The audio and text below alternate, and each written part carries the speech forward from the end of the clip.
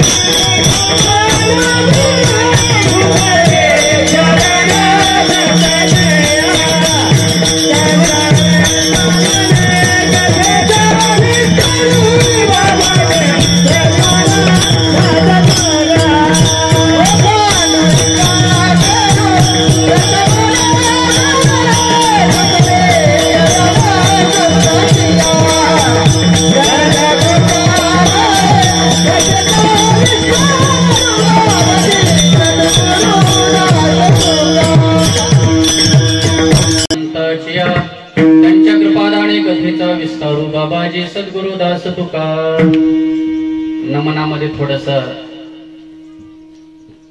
बोलणं आवश्यक वाटलं म्हणून थोडस बोलतो। कारण बरीच मंडळी म्हणजे आपण किती वर्षापासून कीर्तन ऐकतो, या सगळ्या गोष्टी लोकांच्या सर्वज्ञात झालेल्या आहेत, पण हे नमन वगैरे काय घ्यायचं त्याचं थोडस विश्लेषण म्हणून आता पुढे जातोय। पांडुरंगा करू प्रथम नमन, या श्रोता म्हणजे पांडुरंग आहे म्हणून प्रथम नमन करू पांडुरंगा। दुसरे चरणा संतांचे, त्यांच्या कृपादाने कथेचा विस्तारू बाबाजी सद्गुरुदास। घ्यावी घ्यावी माझे देवा, घ्यावी घ्यावी माझे देवा, घ्यावी घ्यावी माझे देवा, घ्यावी घ्यावी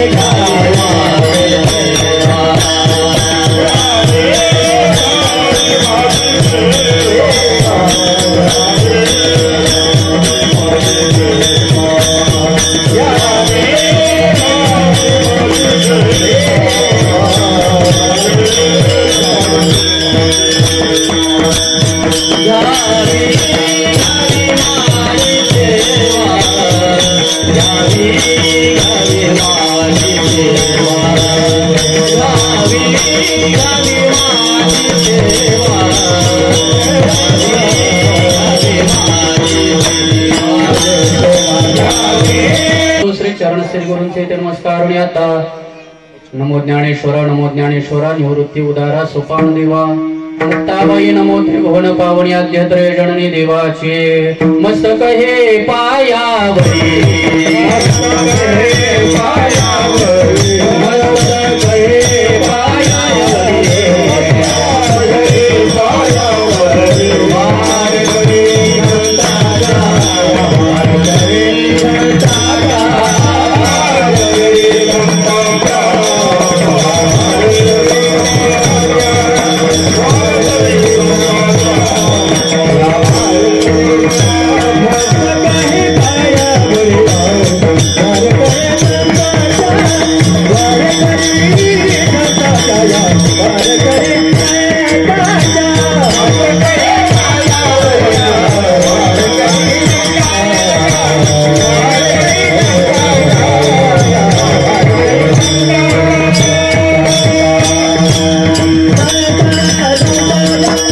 मस्तक हे पायावरी या वारकरी संतांच्या तुटे भवरोग संचित क्रियमाण भोग ऐसे विठवाचे नाम उच्चारिता खंडे जन्म प्रस्तुत प्राप्त प्रसंगी प्राप्त सेवेकरता निवडलेला अभंग जगत वंदनीय जगद्गुरु श्रीमंत श्री तुकोबारांचा असून या अभंगातून भवरोगाची निवृत्ती करण्याचं साधन त्याचबरोबर संचित क्रियमाण प्रारब्ध निवृत्त करण्याचं साधन पाप निवृत्त करण्याचं साधन आणि मायेपासून निवृत्तीचं साधन जगद्गुरु तुकोबाराय या प्रस्तुत अभंगामध्ये सांगतात. ऐसे विठोबाचे नाम कैसे ऐसे म्हणजे कैसे उच्चारिता खंडे जन्म ऐसे विठोबाचे नाम तुटे भवरोग ऐसे विठोबाचे नाम संचित क्रियमाण भोग तुटे ऐसे विठोबाचे नाम वसो न शके पाप ऐसे विठोबाचे नाम जाय त्रिविध तो ताप ऐसे विठोबाचे नाम तुका म्हणे माया होय दासी ऐसे विठोबाचे नाम. आता शेवट तुका म्हणे माया होय दासी लागे पाया ऐसे विठोबाचे नाम. अशा पद्धतीनं नामाचं महात्म्य या अभंगातून जगद्गुरु तुकोबारांनी सांगितलेलं आहे.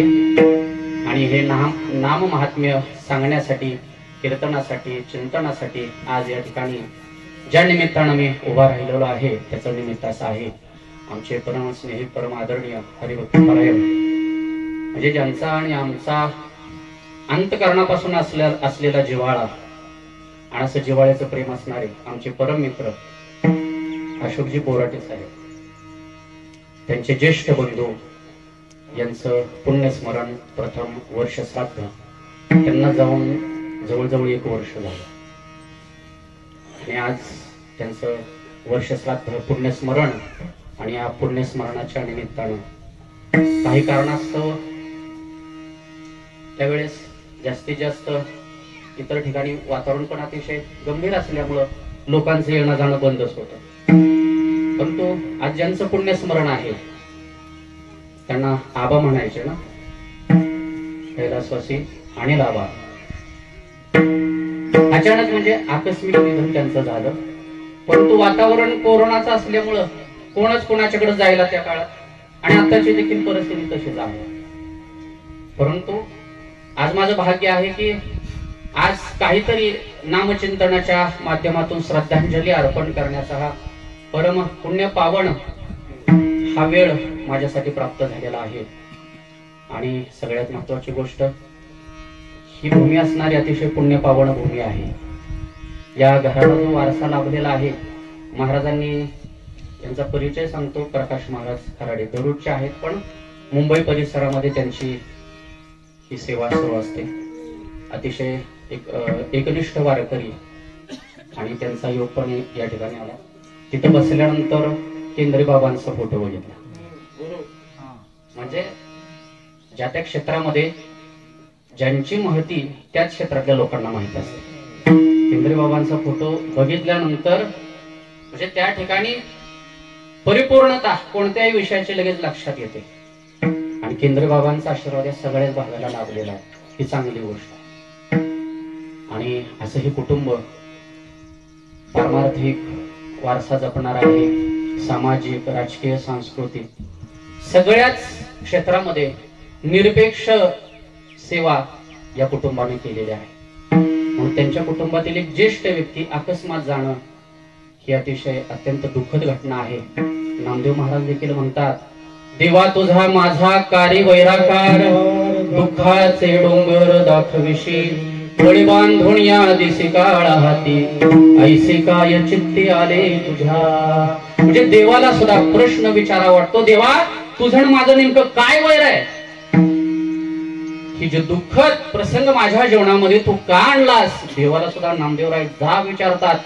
म्हणून परमार्थिक वारसा जपत असताना आपणाला देखील प्रश्न पडतो की जी लोक परमार्थासाठी, सामाजिक कार्यासाठी सर्व क्षेत्रामध्ये निरपेक्ष वृत्तीनं काम करतात, त्यांची गरज आज खरी या काळामध्ये आहे. परंतु हा काळाचा महिमा आहे.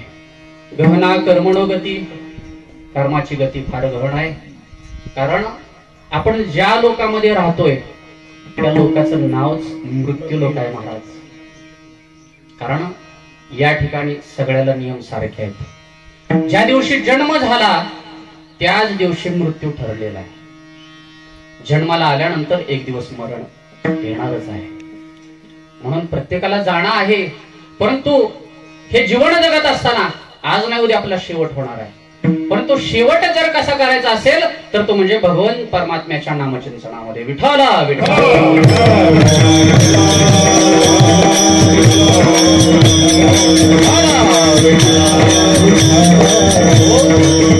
म्हणून आज कीर्तनाच्या माध्यमातून त्यांना आपण सर्वच मित्रमंडळी, सगळे सोयरे, आप्तेष्ट, पाहुणे मंडळी, कुटुंबातली सगळीच मंडळी, जे काही नामचिंतन आपल्याकडून घडणार आहे तेच नामचिंतन आपण त्यांना अर्पण करायचंय. कारण आजचा हा वर्ष श्राद्धाचा जो प्रसंग आहे, आजचा दिवस आहे, तो परलोक मार्गे कर्मानुगो गच्छति जीव एका. परलोक मार्गाचा प्रवास त्या जीवाचा आजपासून सुरू होतोय. आणि जी काही सद्गती प्राप्त होणार आहे त्या सद्गतीचं पुण्य आज आपण त्या ठिकाणी अर्पण करतो. आमचे चांगदेव महाराज या ठिकाणी म्हणून थोडस चिंतन स्मरण झालं. समोर अशी काही मंडळी ज्या अधिकारानं, ज्ञानानं, वयानं श्रेष्ठ असले की आपोआप आपल्याला स्फुरण होतं. म्हणजे तिथं काय कीर्तन पाठ करून यायची गरज लागत नाही. आमच्या इथं भाऊ आहेत, दिग्गज मंडळी आहेत, अधिकारण असणारी संपन्न मंडळी आहेत. पिंडदान का करायचं असतं? महाभारतामध्ये ज्यावेळेस महाभारताचं युद्ध झालं आणि युद्ध झाल्यानंतर त्यामध्ये युद्धामध्ये कर्णाचा देखील मृत्यू झाला. आणि मृत्यू झाल्यानंतर कर्ण स्वर्गलोकात गेला. कर्णाला स्वर्गच का भेटला? कारण कर्णानं उभ्या आयुष्यामध्ये कर्ण म्हटलं की दानशूरता कर्णाजवळच. म्हणजे शेवटी मारताना देखील त्यांनी सोन्याचा दात ब्राह्मणाला दिलाच काढून. म्हणजे एवढं दानशूरत्व त्याच्या ठिकाणी होतं. ज्यावेळेस कर्ण स्वर्गामध्ये गेला आणि स्वर्गामध्ये गेल्यानंतर स्वर्गामध्ये देखील सगळे व्यवस्था आहेत. म्हणजे चांगलं उठणं बसणं आहे, चांगल्या ठिकाणी व्यवहार करण्यास सगळं काही व्यवस्थित आहे. खाण्यापिण्याची देखील सोय चांगली आहे. ज्यावेळेस कर्णाला जेवण्याचा योग आला स्वर्गामध्ये आणि पंक्ती बरोबर सगळ्याला वाढलं आणि कर्णाला देखील जे वाढलं द्रव्य, ते द्रव्य कोणतं होतं तर सोने, हिरे, माणिक. म्हणजे पंचपक्वानाचं अन्न कर्णाला दिलं नाही. काय दिलं तर सोनं, नाणं अशा वस्तूच त्याच्या पात्रामध्ये दिल्या होत्या. कर्णाने विचारलं, सगळ्याला पंचपक्वान आहे आणि मलाच हे का? तसंच ताट घेऊन कर्ण इंद्रदेवाकडे गेले. म्हटले हा पंक्ती भेद का? म्हटले कर्णा, तुझ्या आयुष्यामध्ये तू सुवर्णदानच केलं. फक्त द्रव्य म्हणून हे या गोष्टी दान केल्या. मग तिथं गेल्यानंतर कर्णाला सुद्धा खायला काय दिलं? द्रव्यच दिलं, हिरे माणकच खायला दिलं. म्हणजे आपण जे दान करू त्याचीच प्रचिती आपल्याला नंतर येते स्वर्गलोकामध्ये देखील. याला पर्याय काय? मग त्यावेळेस इंद्रदेवाने सांगितलं कर्णाला की तू ज्यावेळेस तुझ्या पितरांना संतुष्ट करशील, त्यांचं पिंडदान करशील, त्यांना अन्न म्हणून काही 4 शीत जरी खायला घालशील. म्हणून आता महाराजा 15 झाला. कारण पितृलोक काय ह्या दिवसामध्ये 15 दिवसाचा जो काळ सांगितलाय शास्त्रामध्ये, चंद्राच्या बाजूला पितृलोक आहे. चंद्रलोक जसा आहे तसं त्याच्या बाजूला पितृलोक सांगितलेला. हा मृत्यूलोक आहे. ज्यावेळेस सूर्य कन्या राशीमध्ये प्रवेश करतो त्यावेळेस पृथ्वीच्या सगळ्यात जवळ चंद्र ज्या काळामध्ये असतो तो पितृलोक असतो, आणि चंद्र जवळ असल्यामुळे पितृलोक देखील त्याच्या लगेच जवळ असतो.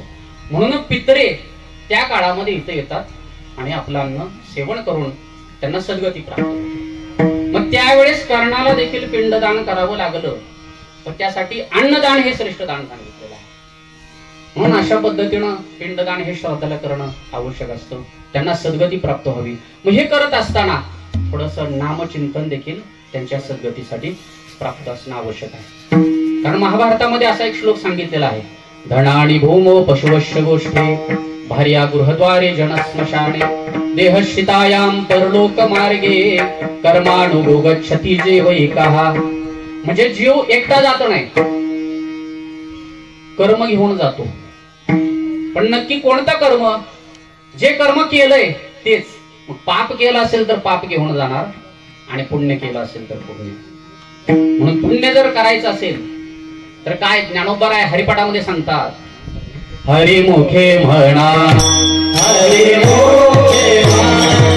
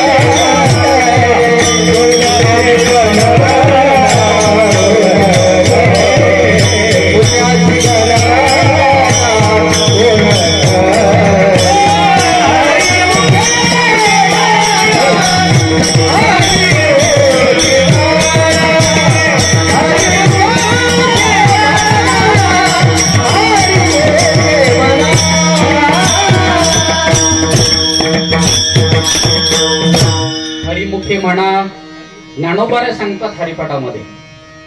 कारण आपल्याला जर वाटत असेल आपल्याला भरपूर पैसा मिळावा, आपल्याला चांगल्या प्रकारचं शिक्षण घेता यावं, चांगली नोकरी प्राप्त व्हावी, म्हणजे लौकिकातला कुठलाही विषय जरी आपल्याला प्राप्त हवा असं वाटत असेल तरी सुद्धा आपणाला पुण्याची गरज आहे.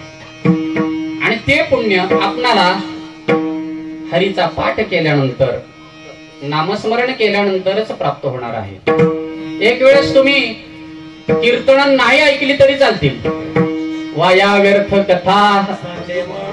एक कथा कीर्तन सुद्धा आता नाही ऐकली तरी चालते, आताच सांगतोय. पण नाम श्रेष्ठ आहे त्याच्यापेक्षा. पण काही ठिकाणी तुकोबरा असं म्हणतात, सदा नाम घोष करो हरी कथा, सदा नाम घोष करो हरी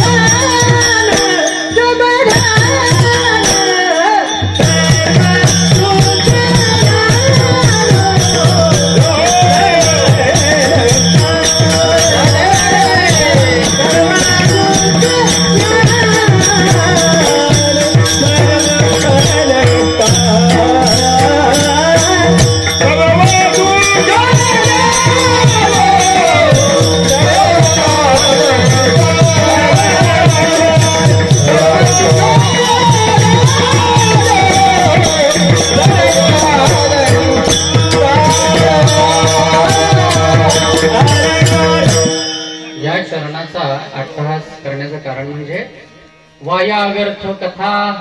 म्हणजे या ठिकाणी असं म्हटलंय ज्ञानोबा आहे आणि तुकोबा असं म्हणतात सदा नाम घोष करू हरी कथा, आणि इकडे ज्ञानोबा आहे म्हणतात वायाव्यर्थ कथा.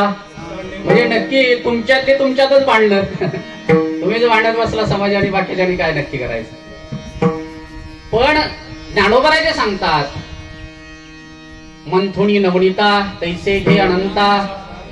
म्हणजे जरी कथा कीर्तन जरी ऐकत असला तरी त्यातला दृष्टांत म्हणून त्या भुईमुगाच्या शेंगासारखं फलकट जसं असतं त्यातलं सार काय तर ते शेंगदाण्याचं बी आहे, तसं त्यातलं मंथुनी नवनीता तैसे घे अनंता.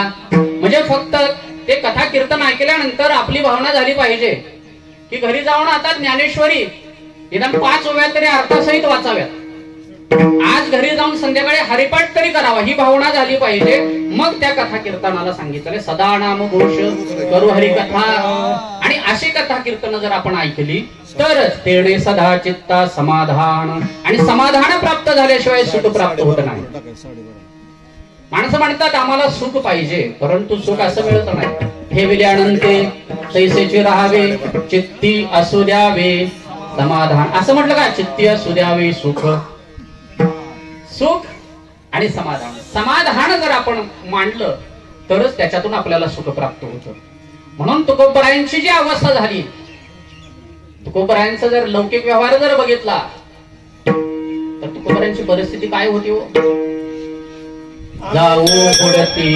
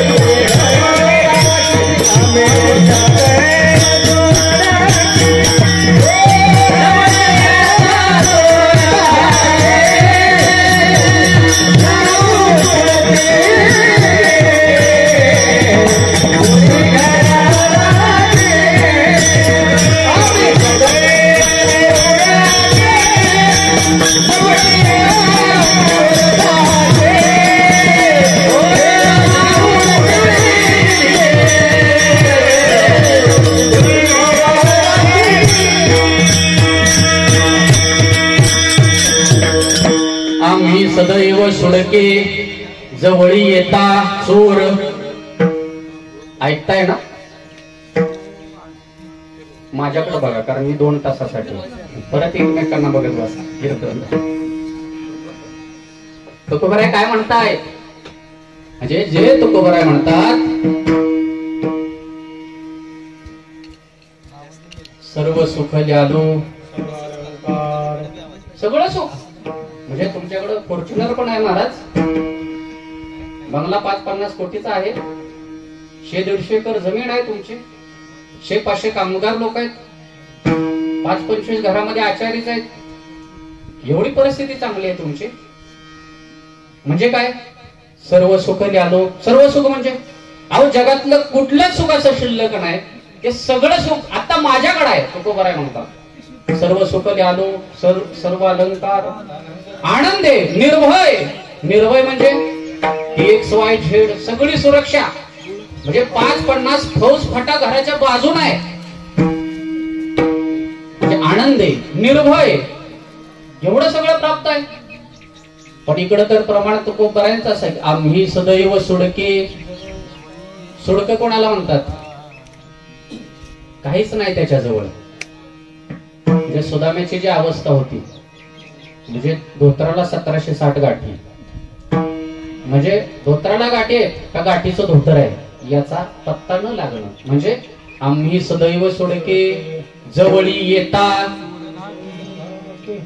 चोराला सुद्धा भीती वाटते. आपण रात्री रस्त्यानं 12 वाजता जर घाटातून इकडून तिकडून चाललो असलो तर आपल्याला धाक असतो. किती लोकांना धाक वाटतो? शिंगणापूरच्या घाटातून, इकडे पिलवाच्या घाटातून, इकडं सीतामाईच्या घाटातून, विशेष नाही, मोगराळ्याच्या घाटातून, तातावड्याच्या घाटातून. खरंच भारी वाटतं गाव. हे प्रमाण आपण आठवतं का तरी आपल्याला? जवळी येता चोर धाक. म्हणजे चोर आपल्याला भिल का? परंतु तुकोबराय म्हणतात चोराला सुद्धा भीती वाटते की आपला वेळ इथं जाईल. म्हणजे ही अवस्था कोणाची? तुकोबरायांची. पण तुकोबराय म्हणतात आम्ही सगळं सुख, जगातले सगळे अलंकार आम्ही प्राप्त केले आणि आनंदानं आणि निर्भयतेनं आम्ही जीवन जगतोय. याला कारण काय? आणि पुढे जाऊन तुकोबराय म्हणतात तुका म्हणे आम्ही झालो अग्निरूप, लागो नेदू लागो नेदी पाप पुण्यंगा. म्हणजे अशा पद्धतीने आम्ही अग्निरूप झालो. त्यामुळं आम्ही जे कथा कीर्तन करतो त्याच्यामध्ये आम्हाला सगळे सुख अलंकार प्राप्त होतात. नाहीतर सांप्रत कालामध्ये जर बघितलं अनंत वाचाळ बरळती बरळ तया कैसा गोपाळ, त्यांना तर देव भेटणारच नाही. पण त्या मार्गाने जाणाऱ्या माणसांची देखील अवस्था काय होईल अशा पद्धती. म्हणजे जीवनामध्ये तुम्हाला काही जरी प्राप्त करायचं असेल, सामान्य माणसाच्या भाषेमध्ये ज्याला सुख म्हणतात, शास्त्राच्या भाषेमध्ये त्यालाच परमात्मा म्हटलेला आहे. सर्व सुखाचे आगम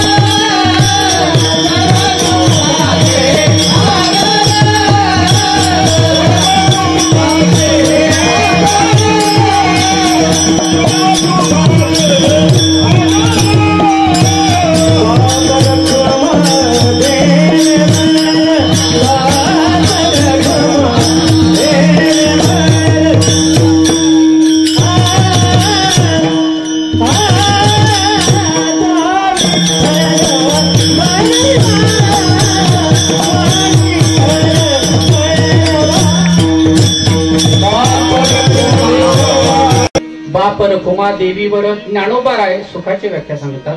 सामान्य माणूस ज्याला सुख म्हणतो, संत शास्त्र त्यालाच परमात्मा म्हणतात. सुख आणि परमात्मा या एकाच नाण्याच्या दोन बाजू आहेत.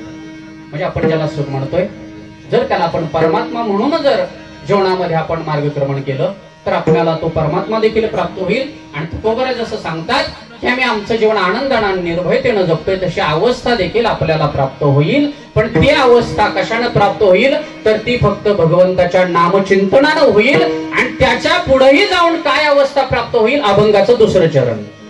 ऐसे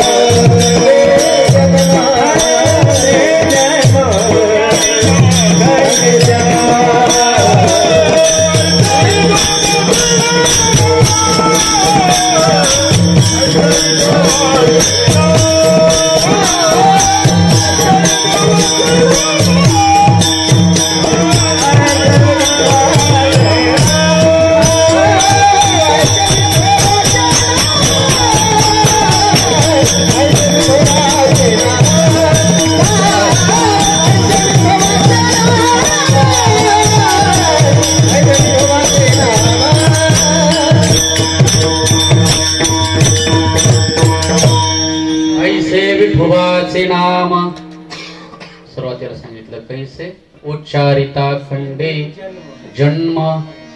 जन्माचं खंडन करणार हे भगवंताचं नाव आहे. म्हणजे एखादा जन्माला यायचंय तर तो जन्मच होऊन देणार नाही असं नाव आहे का त्याचं. जन्माचं खंडन होणं गरजेचं आहे. आता या ठिकाणी असं नाही तुकोबारांनी म्हटलं ऐसे विठोबाचे नाम उच्चारिता खंडे मृत्यू. मृत्यूचं खंडन होणं उपयोग नाही. कारण अपरम भवतो जन्म परम जन्म स्वतः किंवा जन्म मरण हे कसं आहे चक्र आहे. एवढं प्रवर्तितम चक्र. जन्मानंतर मरण आहे आणि मेल्यानंतर परत जन्म आहे. मेल्यानंतर मेला म्हणून परत जन्म आहे. सामान्य भाषेत म्हणून मरणानंतर जन्म आहे, मग एकदा मरण झालं की परत जन्म होऊ नये, नाहीतर एकतर मरूच नाही, तो मुक्त व्हावा. म्हणून जन्माचं खंडन होणं गरजेचं आहे. आता तुम्ही सगळे विचार करा, महाराज नक्की काय चाललंय तुमचं? जन्माचं खंडन म्हणजे भगवंतानं ज्यावेळी सृष्टी तयार केली त्यावेळेस अगोदर डिस्कवरी चॅनल सुरुवात केला. कारण डिस्कवरी चॅनल मध्ये ते किड मुगळे जास्त असतात, माणसं कमी, म्हणजे एकटाच असतो. आणि बऱ्यापैकी दिवसभर जरी आपण ते चॅनल बघत बसलो ना, माणसाचा फक्त आवाज येतो. क्वचित एखादा तो काय तर त्याचं नाव मला माहित नाही, तो राष्ट्रपतींना देखील घेऊन गेला होता. वाईल्ड म्हणून तो एक कार्यक्रम आहे, नरेंद्र मोदींना सुद्धा घेऊन गेला होता तो त्या जंगलामध्ये. म्हणजे तशी सुरुवातीला जी सृष्टी निर्माण केली देवानं ती तशी होती, म्हणजे अनंत योनी तयार केल्या. पण देवाला काय समाधान प्राप्त होईना. म्हणजे आता